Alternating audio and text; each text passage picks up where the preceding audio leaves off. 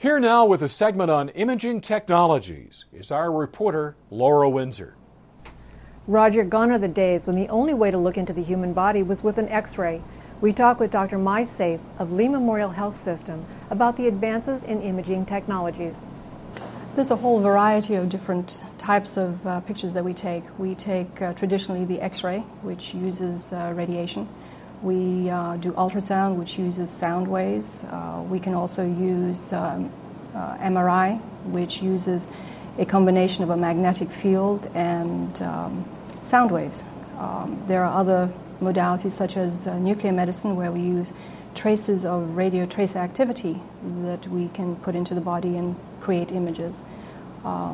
We can also directly put little tubes into blood vessels and inject dye into blood vessels and look at various structures that way as well.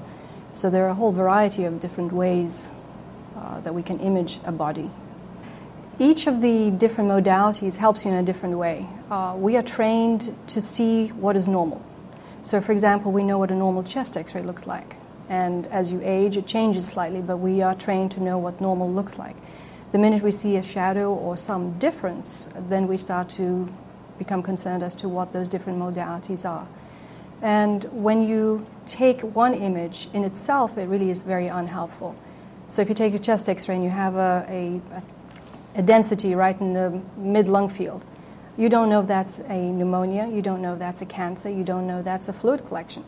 So the next modality you would use is CAT scan. You could do that with contrast, and then you can see in a three-dimensional image what you're looking at. And if it is a pneumonia, you follow it and make sure it goes away.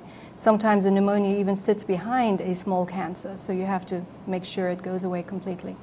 So each one of these modalities adds to the puzzle and opens up more avenues and tells you, more information.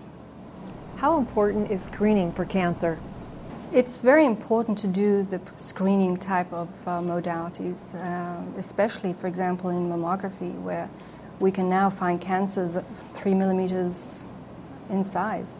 So there's a huge difference in the way you treat a 3 millimeter cancer versus a 2 centimeter cancer.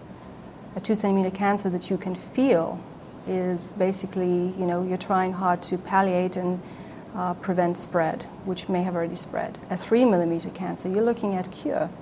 You cut that little area out and that's it, you're done.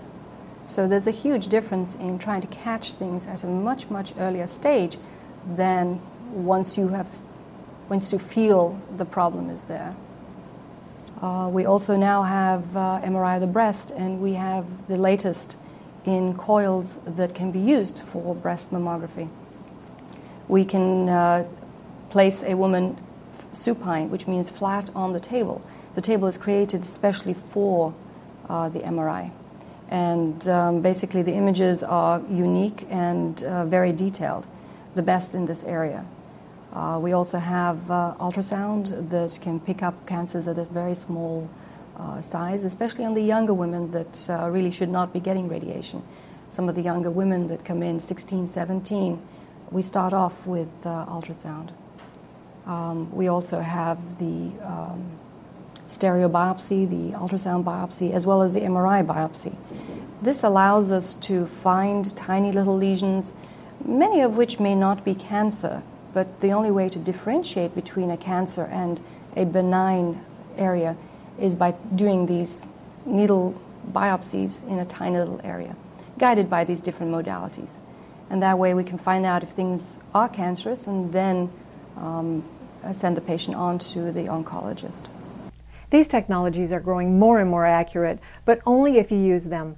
I'm Laura Windsor for the American Health Journal, reminding you to get your annual screening.